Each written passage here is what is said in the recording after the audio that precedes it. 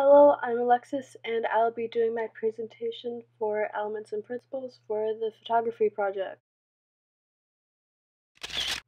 For my first slide, I'll be defining color. The color that we see every day is from light reflecting off of objects.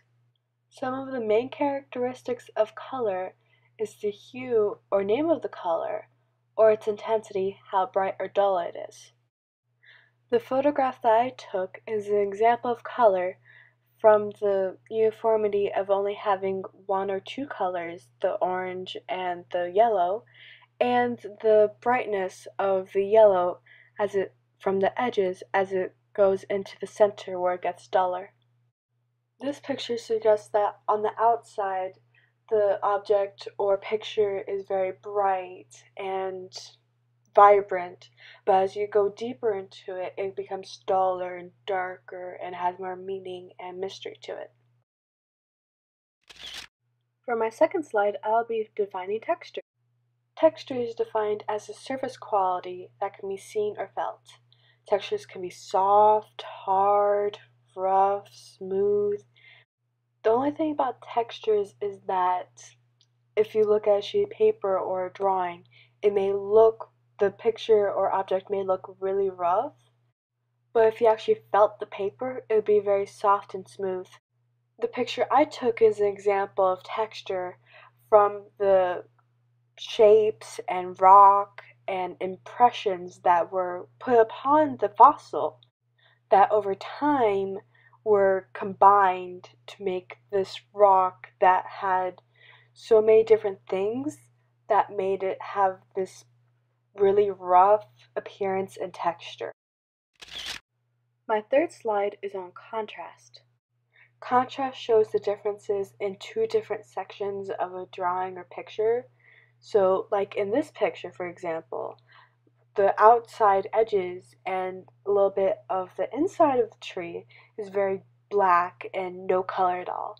But the tree itself has, in comparison, is a lot brighter and shows a very big difference between the black of the sky or the night and the white of the tree. This picture suggests that there is a very big difference between the sky, or in this case night, has a very big difference between the things of the earth or on the earth, like trees, buildings, plants, anything. My fourth slide is on patterns. Pattern is keeping with a certain design or shape. It could be a grouping of squares, triangles, rectangles. In this picture, it's a grouping of circles that if you were able to see this object in real life, you'd actually be able to see that it creates its circle itself. This picture suggests that when you put a lot of smaller things, in this case circles, together, you can make something that wasn't its original purpose or design. You could have a bunch of different rings, smaller, different sizes, whatever, but when you put them together, it can make something like a bowl or serving dish or whatever you want. My fifth slide is on emphasis.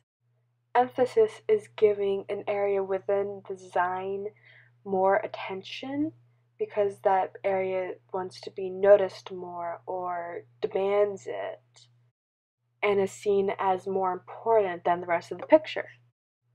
Emphasis can be displayed as having something in the center of the picture or having it off to the side but only having that in the picture. In this case, it's having something that is repeated multiple times but is having one that is more forward than the rest and is completely centered in the shot. This pretty much has that one thing being the representative for all of the other objects in the picture. My last slide is on value. Value is how light or dark something is within a picture or by itself. It can be a chair that has one spot of it really bright, while the if you go a little bit further on, is a little bit darker than the rest of the object.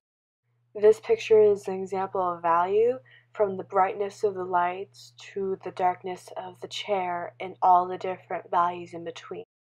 This picture suggests that the room is very bright, yet mellow at the same time. And that has been my presentation on the elements and principles. Bye!